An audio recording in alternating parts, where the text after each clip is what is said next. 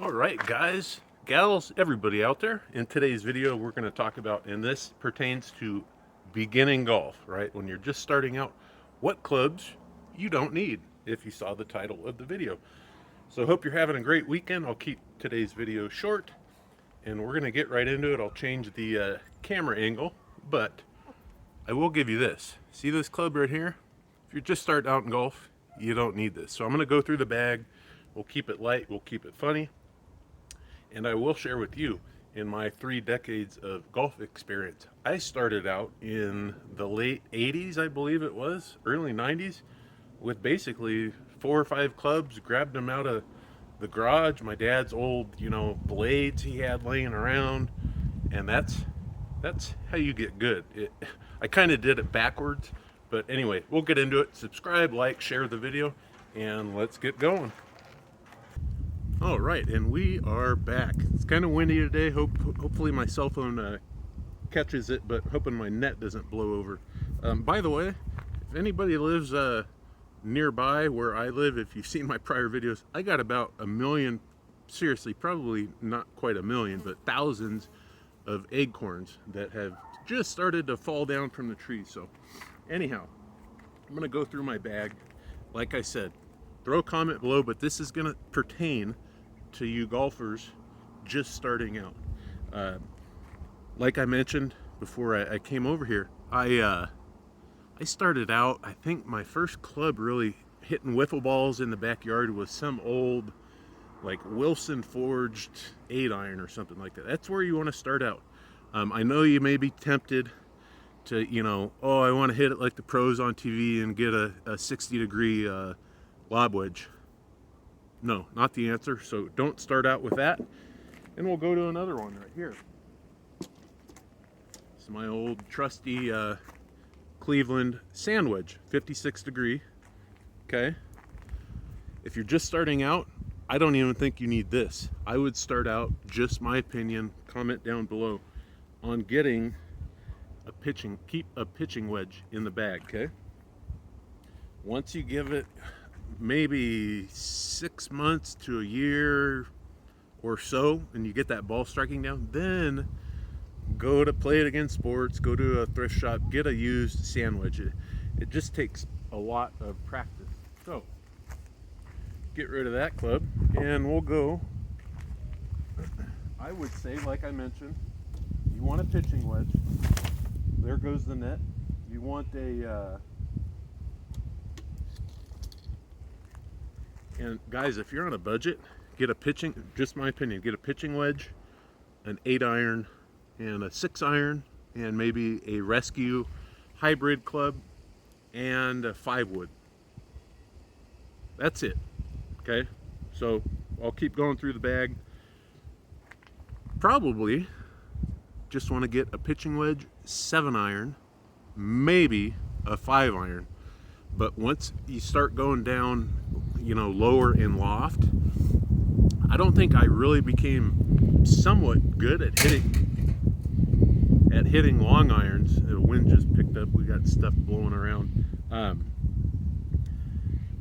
I really started out hitting the wedges, pitching wedge, 7-iron, 8-iron, 9-iron, and then after 6 months to a year, went to the the 6, the 5, the 4, and this was back in the day. I used to carry a Ping I2 Black Dot 2-iron, old school, 18 degrees, and it just takes literally years and years of practice. So put that aside. If you're just starting out, you don't need this club. You don't need any type of 3, 4, 5. Until you can hit that 7 good, then you can progress down to a 6, maybe a 5. But I actually wouldn't even go below that these days. Once you even get good, this is my lowest lofted club. It's a 4-degree 22, kind of a, not really a driving iron. It's kind of a hybrid, got a lot of weight here in the back.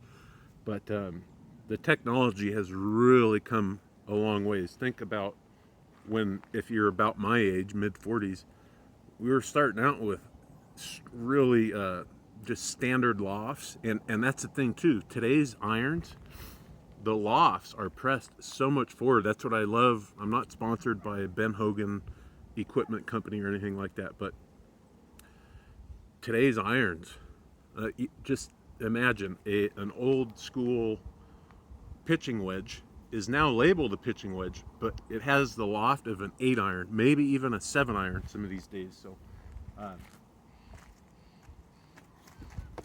you're going to want some type of a high lofted rescue club. Some people call it a hybrid, but even mine is a 18 degree. Not the easiest to hit, but I hit it on the button most of the time. I would recommend getting, you know, maybe a 5 wood, a 7 wood, and then one of these, maybe like at 24, 26 degrees. Sorry, we got gnats flying around. It's really heating up here again. I will share with you, just starting out, don't waste your money on the big stick, the driver, the #1 wood, as many different names, but give it some time. Progress down, like I said, 7 wood, 5 wood, then maybe a 3 wood.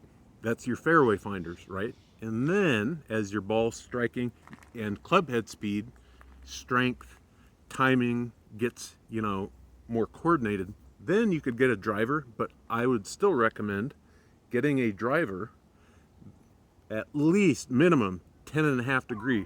My driver here, this is 33 years of golf. It's an 8.5 degree, but I actually have it tuned up to 9.5. Okay.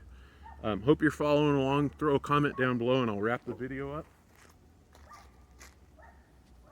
You can start out, ladies and gentlemen, if you're on that budget. I'll just wrap the video up with this. Go to Play It Again Sports, a thrift store, Goodwill, etc. Poke around. Pitching wedge, 8 iron, 7 iron, any type of 5 wood, 7 wood, and a rescue.